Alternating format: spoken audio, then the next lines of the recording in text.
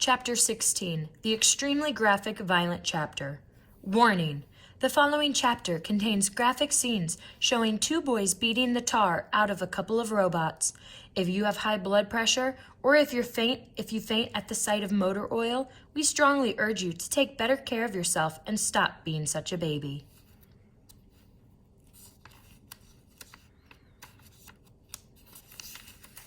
Flip-O-Rama! As everybody knows, nothing enhances silly action sequences more than really cheesy animation. And so, for the first time in the history of great literature, we proudly bring you the latest in cheesy animation technology, the art of the Flip-O-Rama.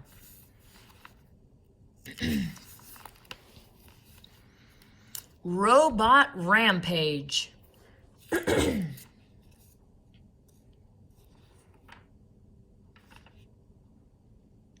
Cling, cling, cling, cling, cling, cling, cling, cling. Ah!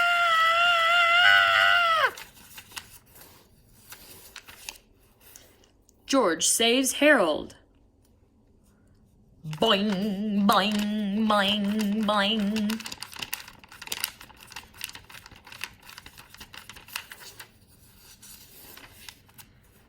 Harold returns the favor. Crash, crash, crash, crash, crash.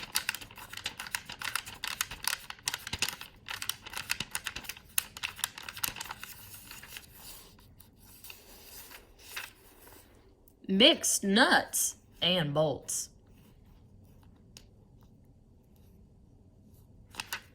Bing bong, bing bong, bing bong, bing bong, bing bong, bing bong, bing bong.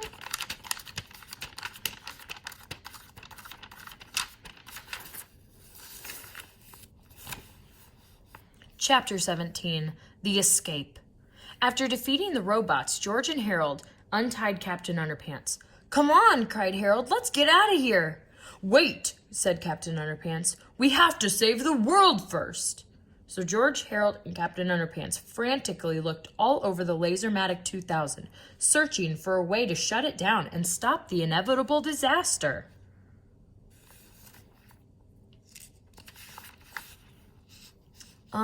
Said Harold, "I think this might be the lever we want." He pulled the self-destruct lever with all of his might. Suddenly, the Lasermatic 2000 began to sputter and shake. The huge laser beam turned off, and pieces of the machine began flying off in all directions. "It's gonna blow!" cried Harold. "Run for your lives!" "Not so fast!" screamed Dr. Diaper, who had appeared out of nowhere. "You demolished my robots. You're destroyed by Lasermatic 2000. And you ruined my one chance to take over the world. But you won't live to tell the tale." Dr. Diaper pulled out his Diapermatic 2000 ray gun and pointed it at George, Harold, and Captain Underpants. Captain Underpants quickly stretched a pair of underwear and shot it at Dr. Diaper. The underwear landed right on the evil doctor's head. "Help!" cried Dr. Diaper. "I can't see! I can't see!" George and Harold ran out of the warehouse as fast as they could. "Great shot, Captain Underpants!" cried Harold. "There's just one thing I don't understand," said George. "Where'd you get the extra pair of underwear?" "What extra pair?" said Captain Underpants. "Never mind that," cried George. "Let's get out of here before that Lasermatic 2000 thing, kaboom, explodes."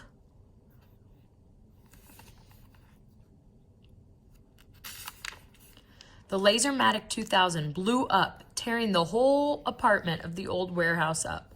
It sent flame shards of hot red metal in every direction. Fire fell from the skies all around our heroes, and the earth began to crumble beneath their feet. "Oh no!" cried Harold. "We're doomed!" Chapter 18. To make a long story short, they got away.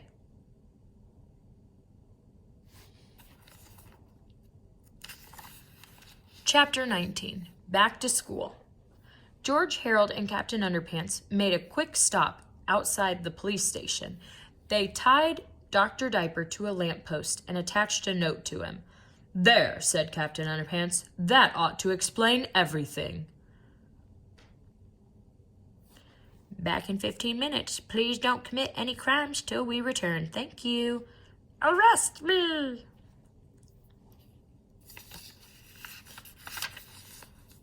Then George and Harold led Captain Underpants back to Jerome Hort's elementary school. "Why are we going here?" asked Captain Underpants. "Well," said George, "you have to do some undercover work here." "Yeah," said Harold, reaching into his backpack.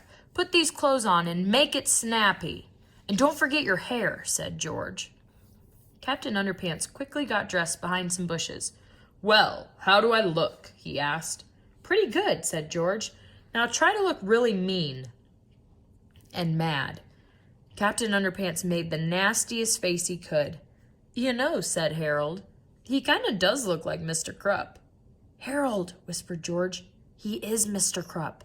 "Oh, yeah," said Harold. "I almost forgot."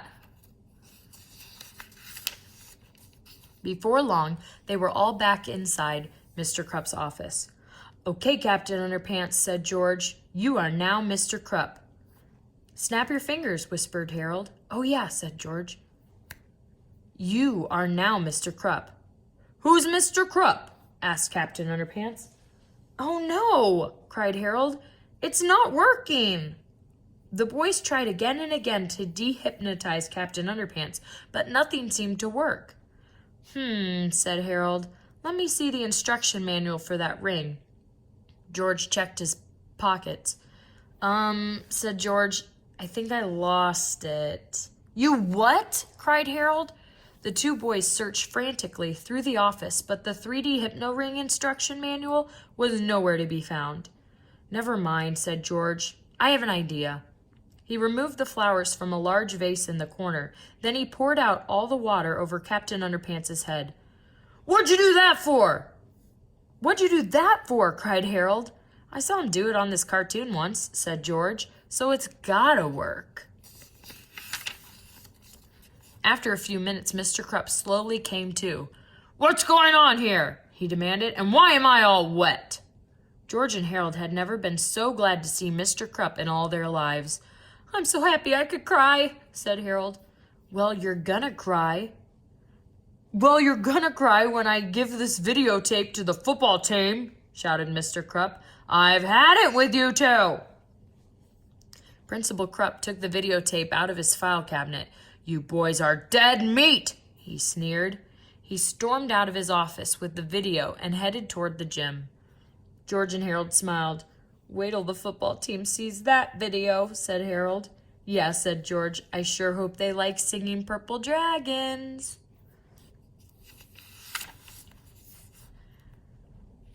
"Hey, look," said George. "I found the 3D Hypno instruction manual." "It was in my shirt pocket, not my pants pocket." "Well, throw that thing away," said Harold. "We'll never need it again." "I sure hope not," said George. Warning, whatever you do, don't pour water on anybody's head when they're in a trance. This will cause the hypnotized person to slip back and forth from trance to reality whenever they hear the sound of fingers snapping. Chapter 20. The End? Things at Jerome Hort's elementary school were never quite the same after that fateful day. The football team enjoyed Mr. Krupp's video so much that they changed their name from the Knuckleheads to the Purple Dragon Sing-Along Friends. The name change didn't go over too well with the fans, but hey, who's gonna argue with a bunch of linebackers? La la la la la, we love Boomer, la la la la la. George and Harold went back to their old ways, pulling pranks, cracking jokes, and making new comic books. They had to keep an eye on Mr. Krupp, though. Because for some strange reason, every time they heard the sound of fingers snapping, Mr. Krupp turned back into... You know who. "Oh no!" cried Harold. "Here we go again," said George. Tra-la-la!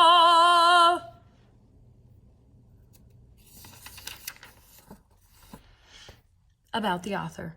When Dave Pilkey was in elementary school, he was always getting into trouble for pulling pranks, cracking jokes, and making silly comic books. In second grade, he invented his most famous, or infamous, character, Captain Underpants.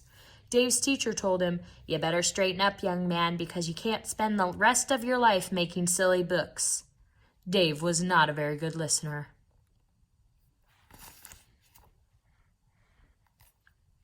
If you're able to take an AR quiz, it's level 4.3 and the AR number is 20251. Good luck!